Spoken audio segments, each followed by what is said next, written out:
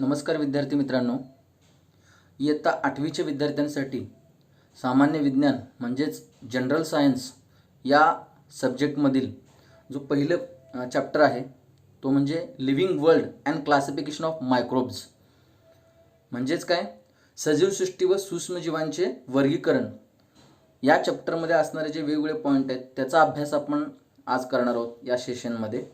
तर सगळ्यात सुरुवातीला आपला जो जनरल सायन्स 8 त्यातला जो first chapter living world and classification of microbes ह्याचा अर्थ समजावून घ्या आणखी एकदा। लिव्हिंग वर्ल्ड म्हणजे सजीवसृष्टी, म्हणजे सजीव, लिव्हिंग वर्ल्ड म्हणजे सजीव म्हणतो आपण, अँड क्लासिफिकेशन ऑफ मायक्रोब्स। आता मायक्रोब्स हा कोणत्या शब्दापासून तयार झालेला शब्द आहे तर तो म्हणजे मायक्रो ऑर्गॅनिझम्स, म्हणजे मायक्रो ऑर्गॅनिझम म्हणजे काय सूक्ष्मजीव, बरोबर। तर living world and classification of microbes म्हणजे सजीवसृष्टी किंवा सजीव आणि सूक्ष्मजीवांचं वर्गीकरण या संबंधित जे वेगवेगळे मुद्दे आहेत ते आपण या चॅप्टरमध्ये बघणार आहोत।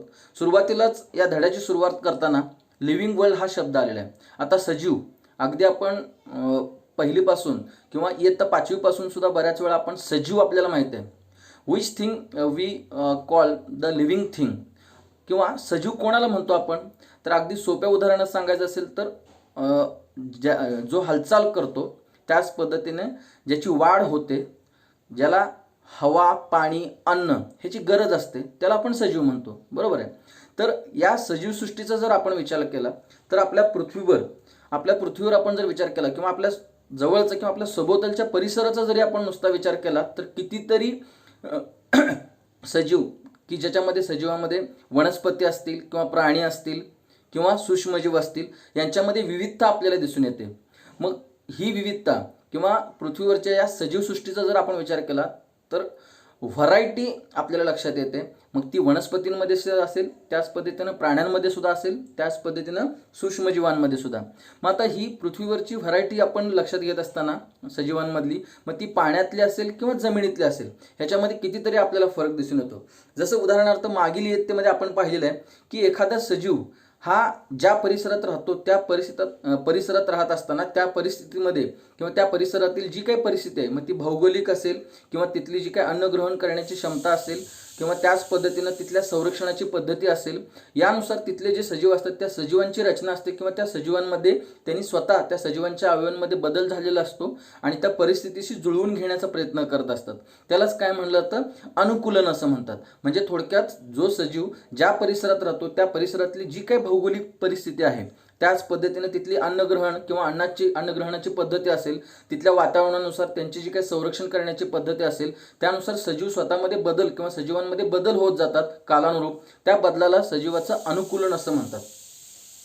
तर आपण सजीवांचं अनुकूलन म्हणजे काय, म्हणजे सजीवांचं ॲडॅप्टिंग म्हणजे लिव्हिंग ऑर्गॅनिझम त्या एन्व्हायरमेंटनुसार त्या परिस्थितीनुसार ॲडॅप्टिंग कसं करतात किंवा अनुकूलन कसं करतात हे आपण बघितलं। मग आता एवढ्या मोठ्या संख्येनं किंवा एवढ्या मोठ्या व्हरायटीनं जे काय प्लॅन्ट्स असतील, ॲनिमल्स असतील किंवा मायक्रो ऑर्गॅनिझम्स जे लँडवरती असतील किंवा सीवरती एक्झिस्ट आहेत, म्हणजे उदाहरणार्थ जर आपण विचार केला, आता इथं तुम्हाला दिसते हे पहिल्या चित्रामध्ये तुम्हाला व्हरायटी लक्षात येईल, म्हणजे वेगवेगळे ॲनिमल्स असतील, वेगवेगळे प्लॅन्ट्स असतील, वेगवेगळे मायक्रो ऑर्गॅनिझम तुम्हाला दाखवलेले आहेत। त्याच पद्धतीनं दुसऱ्या चित्रामध्ये सुद्धा दाखवले की पूर्ण पृथ्वीचा जर आपण विचार केला तर variety of plants animals are exist on the earth. That variety किंवा ही जी विविधता आहे त्या विविधतेलाच काय म्हटलं जातं, बायोडायव्हर्सिटी असं म्हणतात। परंतु या बायोडायव्हर्सिटीचं क्लासिफिकेशन करणं गरजेचं आहे का, बघा जर आपण विचार केला तर अकॉर्डिंग टू द 2011 सेन्सस म्हणजे 2011च्या जनगणनेनुसार किंवा पक्ष्यांच्या असतील किंवा प्राण्यांच्या किंवा वनस्पतींच्या जनगणनेनुसार जर विचार केला तर अराउंड 87 मिलियन स्पेसीस म्हणजे जवळजवळ 87 दशलक्ष ह्या स्पेसीज ऑफ लिव्हिंग ऑर्गॅनिझम सजीवांच्या प्रजाती are found on the earth including land and sea असं सांगितले गेले। म्हणजे 2011च्या गणनेनुसार 87 दशलक्ष वनस्पती प्राणी किंवा इतर सूक्ष्मजीव यांच्या प्रजाती ह्या पृथ्वीवरती एक्झिस्ट आहे असं सांगितलं गेलं। मग एवढ्या मोठ्या संख्येनं असणारे किंवा एवढ्या मोठ्या व्हरायटीनं असणारे प्लॅन्ट्स, ॲनिमल्स किंवा मायक्रो ऑर्गॅनिझम्स असतील किंवा लिव्हिंग ऑर्गॅनिझम थोडक्यात आपण म्हणतो एक्झिस्ट असतील तर त्यांचं क्लासिफिकेशन करणं गरजेचं आहे। म्हणजे वेगवेगळे त्यांचे गुणधर्म किंवा त्यांची वैशिष्ट्य ही जर आपल्याला लक्षात घ्यायचं असेल तर त्यांचं क्लासिफिकेशन करणं गरजेचं आहे। तर अशा लिव्हिंग ऑर्गॅनिझमचे जे काही साम्य असतील किंवा जे काही त्यांचं वेगळं पण असेल, म्हणजे सिमिलॅरिटीज असतील किंवा डिफरन्सेस असतील, हे जर आपल्याला अभ्यासाचं असेल तर त्यांचे ग्रुप आणि सब ग्रुप्स यांच्यामध्ये क्लासिफिकेशन करणं गरजेचं आहे. म्हणजेच काय, गट आणि उपगट यांच्यामध्ये क्लासिफिकेशन करणं गरजेचं आहे. तर सजीवां तर एवढ्या मोठ्या व्हरायटीनं एक्झिस्ट असलेले जे काही लिव्हिंग ऑर्गॅनिझम्स आहेत त्याचं क्लासिफिकेशन करणं गरजेचं आहे. Therefore to study a such fast number, म्हणजे मोठ्या संख्येनं, it was essential to divide them into groups.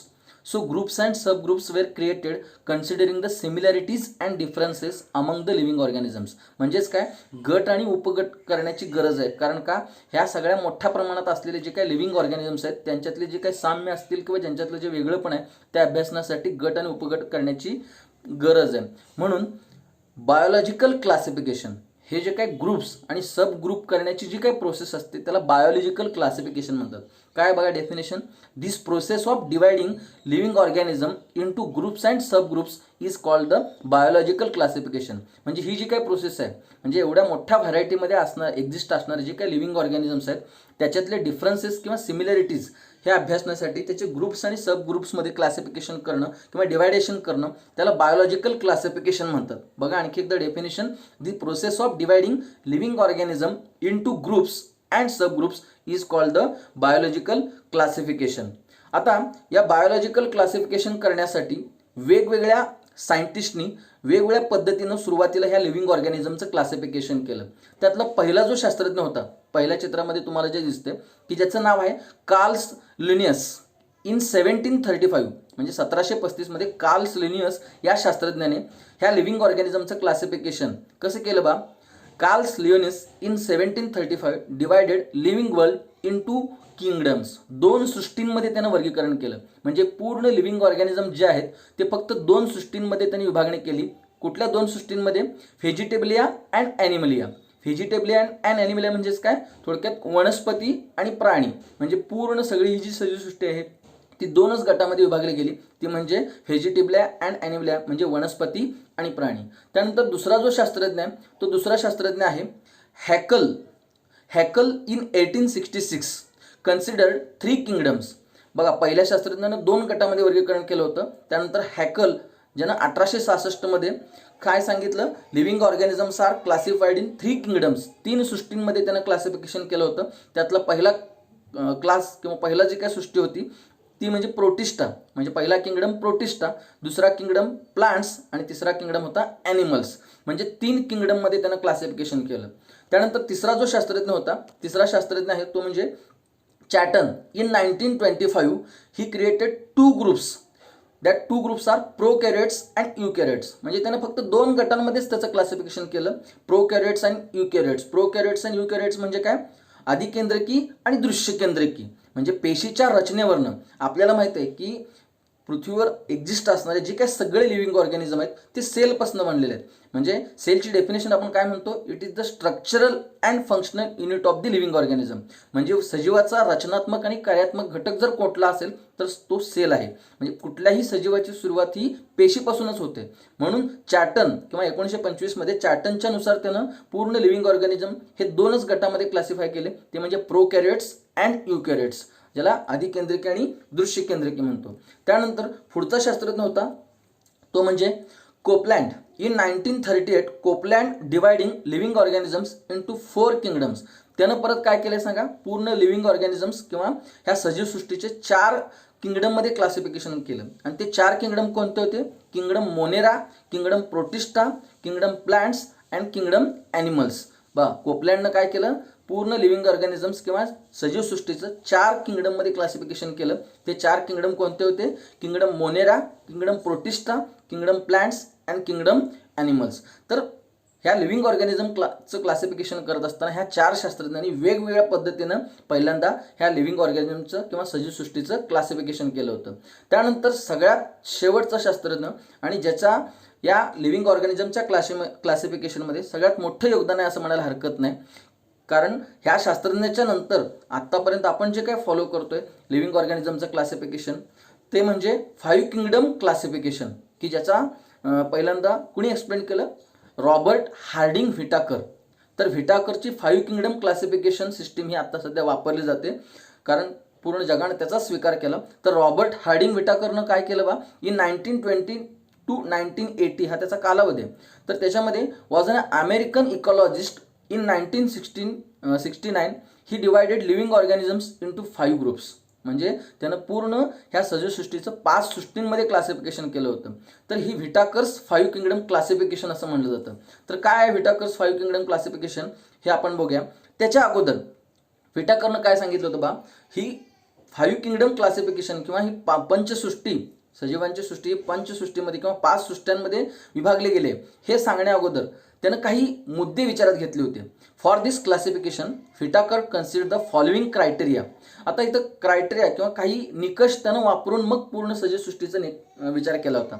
याचं एक छोटंसं उदाहरण मी तुम्हाला सांगतो. समजा मी तुम्हाला तुमच्या वर्गातल्या सगळ्या मुलांना ग्राउंडवरती खेळायला सोडलं आणि खेळायला सोडल्यानंतर मी तुम्हाला कृती दिली की ह्या ग्राउंडवर दिसणारे जे काही सगळे दगड धोंडे दिसतात ते लहान दगडापासून ते मोठ्या दगडापर्यंत जेवढे तुम्हाला उचलतील त्या दगडांचं तुम्हाला क्लासिफिकेशन करायला सांगितलं किंवा वर्गीकरण करायला सांगितलं. तर तुम्ही पहिल्यांदा क्लासिफिकेशन करत असताना तुमच्या डोक्यात काय असणार, ठीक आहे पहिल्यांदा एक लहान दगड आहे आणि मोठा दगड, म्हणजे आकाराचा विचार करून तुम्ही क्लासिफिकेशन केलं. म्हणजे तुम्ही डोळ्यासमोर निकष एक ठेवला, आकार, लहान दगड आणि मोठे दगड. परत काही विद्यार्थी पुढे जाऊन सांगू शकतात की सर लहान दगडांमध्ये सुद्धा काही वेगळं पण आम्हाला दिसते. म्हणजे त्यांच्या आकाराचा विचार केल्यानंतर काही दगड हे मऊ आहेत किंवा काही दगड हे खरबरीत आहेत. असे वेगवेगळे निकष तुम्ही डोळ्यासमोर ठेवून त्याचं क्लासिफिकेशन करत जाणार. म्हणजे अगदी शेवटपर्यंत, म्हणजे सगळ्यात शेवटी तुम्ही ज्यावेळी त्याचं क्लासिफिकेशन कराल त्यावेळी तुम्हाला एकाच प्रकारचे आणि त्याचं वैशिष्ट्य असणारे दगडांचं तुम्ही वर्गीकरण केलेलं असेल. तर त्याच पद्धतीनं व्हिटाकरनं सुद्धा ह्या लिव्हिंग ऑर्गॅनिझमचं क्लासिफिकेशन करत असताना काही निकष डोळ्यासमोर ठेवले. For this classification Whittaker consider the following criteria. मग कोणकोणते क्रायटेरिया विचारात घेतले होते? त्यातला पहिला क्रायटेरिया काय बा, कॉम्प्लेक्सिटी ऑफ सेल स्ट्रक्चर.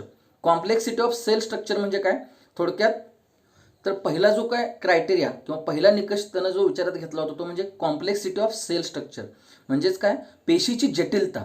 म्हणजे पेशीच्या जटिलतेचा सुद्धा त्याने विचार केला होता पहिल्यांदा लिव्हिंग ऑर्गॅनिझमचं क्लासिफिकेशन करताना. मग आता पेशींची जटिलता किंवा पेशी कोणत्या प्रकारची असू शकते, कुठलाही सजीव हा पेशीपासून बनलेला हे आपल्याला माहिती आहे, त्यामुळे पेशी हा महत्त्वाचा घटक आहे. तर त्या पेशीची जटिलता महत्त्वाची आहे. मग तो पेशी हा प्रोकॅरियोटिक असू शकतो किंवा युकॅरियोटिक असू शकतो. म्हणजे थोडक्यात काय, पेशी ही अधिकेंद्रिकी असू शकते किंवा दृश्य केंद्रिकी असू शकते. मग आता तुम्ही म्हणणार पेशी, कारण आपल्याला माहिती आहे की सगळ्यात महत्त्वाचा लिव्हिंग ऑर्गॅनिझमच्या लाईफमध्ये जर सगळ्यात मोठा रोल कशाचा असेल तर तो म्हणजे सेल आहे. कारण कुठल्याही सजीवाची सुरुवात ही पेशीपासून होते. म्हणजे सगळी जी काय फंक्शन्स आहेत ही सगळी फंक्शन्स ही त्या सजीवाच्या पेशीमार्फत घडत असतात. म्हणून त्याला आपण म्हणतो it is the structural and functional unit of life. मग त्या पेशीच्या रचनेचा सुद्धा अभ्यास करणं गरजेचं आहे. म्हणून ती पेशी ही प्रोकॅरियोटिक आहे का युकॅरियोटिक आहे. मग आता प्रोकॅरियोटिक आणि युकॅरियोटिक ह्या पेशीच्या जटिलतेचा विचार करत असताना आपण फक्त एक महत्त्वाचा विचार घ्यायचा की प्रोकॅरियोटिक सेल असेल तर त्या प्रोकॅरियोटिक सेलमध्ये काय असतं बा, सेल वॉल म्हणजे टफ सेल वॉल असतं. म्हणजे पेशी भित्तिक असते. पेशीच्या रचनेचा अभ्यास केला आपण तर त्याच्या भोवती. आणि युकॅरियोटिक सेल असेल तर त्या युकॅरियोटिक सेलमध्ये किंवा ज्या सजीवाच्या सेलमध्ये तो सेल टाईप युकॅरियोटिक असेल तर त्या सेलच्या स्ट्रक्चरचा जर विचार केला तर त्याच्या भोवती पेशी भित्तिका नसते किंवा ॲब्सन्स ऑफ सेल वॉल. तर या महत्त्वाच्या मुद्द्याचा विचार घेऊन पहिला जो निकष ठरवला होता तो म्हणजे complexity of cell structure, that cell may be prokaryotic or eukaryotic. नंतर दुसरा जो काय निकष त्याने विचारात घेतला होता तो म्हणजे कॉम्प्लेक्सिटी ऑफ ऑर्गॅनिझम्स. म्हणजे कॉम्प्लेक्सिटी ऑफ ऑर्गॅनिझम्स म्हणजे सजीवांचा प्रकार. मग सजीवांचा प्रकार हा युनिसेल्युलर असू शकतो किंवा मल्टीसेल्युलर असू शकतो. म्हणजे एक पेशीय सजीव किंवा बहुपेशीय सजीव. मग आता एक पेशीय सजीव आणि बहुपेशीय सजीवाचा विचार करत असताना आपण काय सांगतो की जो सजीव किंवा जो लिव्हिंग ऑर्गॅनिझम हा फक्त एक आणि एका पेशीपासून बनलेला आहे त्याला एक पेशीय सजीव म्हणतो. आणि जो सजीव की जो एकापेक्षा जास्त किंवा बहुपेशीय म्हणजे अनेक पेशींनी बनलेलं आहे त्याला आपण बहुपेशीय सजीव म्हणतो. मग आता एक पेशी किंवा युनिसेल्युलर ऑर्गॅनिझमचं एक्झाम्पल आपल्याला सांगायचं असेल तर अमिबा हे आपल्याला एक्झाम्पल माहिती आहे. आणि मल्टीसेल्युलर ऑर्गॅनिझम की ज्यामध्ये प्लांट्स असतील, ॲनिमल्स असतील, म्हणजे माणूस असेल किंवा प्राणी असेल यांचा समावेश होते. म्हणजे हा सेकंड निकष किंवा सेकंड क्रायटेरिया त्याने विचारात घेतला होता तो म्हणजे कॉम्प्लेक्सिटी ऑफ ऑर्गॅनिझम, की ज्याला काय म्हणलं जातं युनिसेल्युलर आहे का मल्टीसेल्युलर आहे. नंतर तिसरा जो काय क्रायटेरिया आहे, तो तिसरा क्रायटेरिया सगळ्यात महत्त्वाचा की मोड ऑफ न्यूट्रिशन. आता मोड ऑफ न्यूट्रिशन म्हणजेच काय, पोषणाचा प्रकार. म्हणजे जे काही लिव्हिंग ऑर्गॅनिझम आहेत ते लिव्हिंग ऑर्गॅनिझमचं मोड ऑफ न्यूट्रिशन काय आहे, म्हणजे कोणत्या पद्धतीने ते पोषण करतात. पोषण म्हणजेच काय, थोडक्यात अन्नाची गरज कशी भागवतात. मग प्लांट्स असतील तर ते ऑटोट्रॉफिक असू शकतात, आपल्याला माहिती आहे ऑटोट्रॉफिक. त्यानंतर हेट्रोट्रॉफिक असेल, त्यानंतर सॅप्रोफायटिक असेल. 3 प्रकार असू शकतात. ऑटोट्रॉफिक म्हणजे काय, स्वयंपोषी. हेट्रोट्रॉफिक म्हणजे काय, परपोषी. सॅप्रोफायटिक म्हणजे काय, थोडक्यात विघटक, म्हणजे मेलेल्या प्राण्यांना त्याचं विघटन करून त्यांचं ते पोषणाचं गरज भागवत असतात. म्हणून मोड ऑफ न्यूट्रिशन सुद्धा महत्त्वाचं आहे. मग ते ऑटोट्रॉफिक असेल किंवा हेटेरोट्रॉफिक असेल. मग प्लांट्स असतील, आपल्याला माहिती आहे की वनस्पती हे अन्नावर अवलंबून नसतात, ते स्वतःचं अन्न स्वतः तयार करतात, म्हणून ते काय आहेत, स्वयंपोषी आहेत, म्हणजे ऑटोट्रॉफिक आहेत. आणि ॲनिमल्स असतील तर ते काय आहेत सांगा, स्वतःच्या अन्नाची गरज भागवू शकत नाहीत, म्हणून ते वनस्पतींवर अवलंबून असतात, म्हणून ते परपोषी आहेत, त्याला हेटेरोट्रॉफिक म्हणतात. आणि सॅप्रोफायटिक म्हणजे काय की जे मेलेले वनस्पती किंवा मेलेले प्राणी असतील त्यांचं विघटन करून किंवा डिकम्पोजिशन करून ते स्वतःच्या अन्नाची गरज भागवतात, त्याला सॅप्रोफायटिक म्हणतात. म्हणजे थोडक्यात त्याच्यामध्ये कशाचा समावेश होतो, सूक्ष्मजीवांचा. तर हा सगळ्यात महत्त्वाचा एक निकष क्रायटेरिया त्यांनी विचारात घेतला होता, तो म्हणजे मोड ऑफ न्यूट्रिशन, की जो हेटेरोट्रॉफिक असू शकतात किंवा ऑटोट्रॉफिक. तुम्हाला चित्रामध्ये दिसतंय ऑटोट्रॉफिक म्हणजे काय, वनस्पती स्वतःचं अन्न स्वतः तयार करतात कुठल्या प्रोसेसनुसार, फोटोसिंथेसिसनुसार. आणि हेटेरोट्रॉफिकमध्ये ॲनिमल्स ज्याचा समावेश होतो की जे प्लांट्सवर अवलंबून असतात अन्नाची गरज भागवून घेण्यासाठी. म्हणून मोड ऑफ न्यूट्रिशन हा एक महत्त्वाचा निकष होता. त्यानंतर पुढचा जो निकष आहे ते म्हणजे लाईफस्टाईल. लाईफस्टाईल म्हणजे थोडक्यात काय की इकोसिस्टीममध्ये जे काय प्लांट्स असतील किंवा ॲनिमल्स असतील, म्हणजे थोडक्यात लिव्हिंग ऑर्गॅनिझमचा इकोसिस्टीममध्ये रोल काय आहे, म्हणजे त्याची जीवनमान किंवा जीवन पद्धती कशी आहे, लाईफस्टाईल कशी आहे. मग आता उदाहरणार्थ आपण इकोसिस्टीमचा विचार केला. इकोसिस्टीममध्ये प्लांट्स हे काय आहेत सांगा, म्हणजे प्लांट्स कुणावर अवलंबून आहेत का, नाही आहेत. ती स्वतःची अन्नाची गरज हे स्वतः पूर्ण करतात फोटोसिंथेसिस प्रोसेसनुसार. तुम्हाला चित्रात दिसतं इथं प्लांट्स म्हणजे गवत असेल किंवा झाडं असतील, ते फोटोसिंथेसिस प्रोसेसनुसार म्हणजे सूर्यप्रकाशाचा उपयोग करून हवेतला कार्बन डायऑक्साईड पाणी यांच्या मदतीनं सूर्यप्रकाशाच्या सानिध्यात स्वतःचं अन्न स्वतः तयार करतात. आणि प्लांट्सवर इतर सगळे जे काय आहेत ते अवलंबून आहेत. म्हणून प्लांट्सला काय म्हणता येईल, उत्पादक किंवा प्रोड्युसर म्हणतात. म्हणून लाईफस्टाईल किंवा इकोसिस्टीममध्ये प्लांट्सचा रोल काय आहे, प्रोड्युसर म्हणून काम करतात. आणि बाकीचे सगळे ॲनिमल्स असतील ते ॲनिमल्स काय आहेत, भक्षक आहेत, म्हणजे या प्रोड्युसरला किंवा उत्पादकावर अवलंबून असतात. म्हणजे गवत हे एखाद्याचं भक्ष्य असू शकतं, म्हणून ते भक्षक आहेत. इतर ॲनिमल्स जे काय आहेत ते कन्झ्युमर्स आहेत. आणि सगळ्यात शेवटी सगळ्यात महत्त्वाचा जो भाग आहे तो म्हणजे काय, मग ते डेड ॲनिमल्स किंवा डेड प्लांट्स असतील त्याच्यावर जगणारे, म्हणजे मेलेले वनस्पती किंवा प्राणी असतील त्याच्यावर जगणारे जे आहेत ते म्हणजे काय, फंगाय, म्हणजे डिकम्पोजर्स किंवा विघटक म्हणतात, त्याला काय म्हणतात, विघटक. म्हणजे टोटल ह्या इकोसिस्टीमचा जर विचार केला तर प्रत्येकाचा रोल वेगळा आहे. म्हणजे प्लांट्स असतील तर प्रोड्युसर्स आहेत, ॲनिमल्स असतील तर कन्झ्युमर्स आहेत, आणि फंगाय असतील तर काय आहेत, डिकम्पोजर्स आहेत. हा झाला चौथा निकष किंवा चौथा क्रायटेरिया. आता त्यानंतर 5वा क्रायटेरिया खाली दिलेला आहे, फिलोजेनेटिक रिलेशनशिप, म्हणजे वर्गानुषिक संबंध. म्हणजे थोडक्यात हे जे काय सगळे लिव्हिंग ऑर्गॅनिझम्स आहेत त्या लिव्हिंग ऑर्गॅनिझमची रचना कशी घडत गेलेली आहे की पहिल्यांदा प्रोकॅरियोटिक असेल तर प्रोकॅरियोटिकचं युकॅरियोटिकमध्ये कन्व्हर्जन झालेलं आहे, म्हणजे आदिकेंद्रिकी पेशीचं दृश्यकेंद्रिकी पेशीमध्ये कन्व्हर्जन झालेलं आहे, किंवा त्याच पद्धतीनं युनिसेल्युलरचं मल्टीसेल्युलरमध्ये कन्व्हर्जन झालेलं आहे. तर या 5 निकषांचा विचार करून किंवा 5 क्रायटेरियांचा विचार करून रॉबर्ट व्हिटाकरनं 5 किंगडम क्लासिफिकेशन किंवा पंचसृष्टी म्हणजे लिव्हिंग ऑर्गॅनिझमचं 5 सृष्टींमध्ये वर्गीकरण केलं. मग हे जे काय क्लासिफिकेशन आहे हे क्लासिफिकेशन कसं सांगितलं गेलं बा, तुमच्या टेक्स्टमध्ये तुम्हाला चार्ट दिसेल 5 किंगडम सिस्टीम ऑफ क्लासिफिकेशन. आता हा चार्ट तुम्हाला समोर दिसतोय आणि त्याच्या डाव्या बाजूला मी 1, 2, 3 असे आकडे लिहिलेत. तर ते 1, 2, 3 हे आकडे काय आहेत, जसं व्हिटाकरनं क्लासिफिकेशन करत असताना क्रायटेरिया विचारात घेतले त्या क्रायटेरियानुसारच तुम्हाला स्टेजेस दिसतील बा. तर पहिल्यांदा लिव्हिंग ऑर्गॅनिझम आहे, त्याच्यानंतर पहिल्या क्रायटेरियानुसार आपण जसं म्हणलं होतं की तो जो काय लिव्हिंग ऑर्गॅनिझम त्याचा सेल जो आहे तो प्रोकॅरियोटिक आहे का युकॅरियोटिक आहे, ही पहिली स्टेज दिसेल तुम्हाला. त्यानंतर दुसरी स्टेज काय, युनिसेल्युलर आहे का मल्टीसेल्युलर आहे त्याच्यानुसार दिसेल तुम्हाला. आणि नंतर मग 5 जे किंगडम आहेत ते किंगडम सांगितलेत. म्हणून लिव्हिंग ऑर्गॅनिझमचं क्लासिफिकेशन कसं सांगितलं बा, प्रोकॅरियोट्स आणि युकॅरियोट्स. प्रोकॅरियोट्समध्ये काय, युनिसेल्युलर असेल तर पहिला किंगडम कोणता आहे, मोनेरा. आणि युकॅरियोट्समध्ये युनिसेल्युलर असेल तर प्रोटिस्टा. आणि युकॅरियोट्समध्ये मल्टीसेल्युलर असेल तर किंगडम फंगाय, किंगडम प्लांटी आणि किंगडम ॲनिमलिया.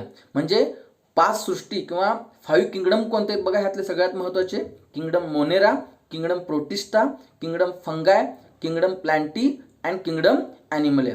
तर हा चार्ट महत्त्वाचा आहे, लक्षात ठेवा. म्हणजे तुम्हाला एक्झाममध्ये ह्यातले काही चौकटीतले रिकामे शब्द तुम्हाला विचारले जातील. त्यानुसार बघा आणखी एकदा समजावून सांगतोय. लिव्हिंग ऑर्गॅनिझम्स की ज्यामध्ये पहिला प्रोकॅरियोटिक आहे का युकॅरियोटिक आहे. जर प्रोकॅरियोटिक असेल तर त्यामध्ये परत युनिसेल्युलर असेल तर कुठला किंगडम आहे, किंगडम मोनेरा. म्हणजे थोडक्यात किंगडम मोनेरा हा कशामध्ये आहे, प्रोकॅरियोटिक्समधला युनिसेल्युलरमध्ये. त्यानंतर युकॅरियोटिक असेल तर युनिसेल्युलर आहे का मल्टीसेल्युलर आहे. मग युनिसेल्युलर असेल तर परत किंगडम प्रोटिस्टा आणि मल्टीसेल्युलर असेल तर kingdom fungi, kingdom plantae and kingdom animalia. म्हणजे थोडक्यात आपण ह्या लिव्हिंग ऑर्गॅनिझमचं क्लासिफिकेशन कसं केलं गेलं, त्यामध्ये वेगवेगळ्या शास्त्रज्ञांचं योगदान कसं आहे, आणि सगळ्यात शेवटी लिव्हिंग ऑर्गॅनिझमचं क्लासिफिकेशन करताना रॉबर्ट व्हिटाकरने कोणत्या क्रायटेरियाचा विचार करून लिव्हिंग ऑर्गॅनिझमचं 5 किंगडममध्ये क्लासिफिकेशन केलं हे आपण बघितलं. थँक्यू.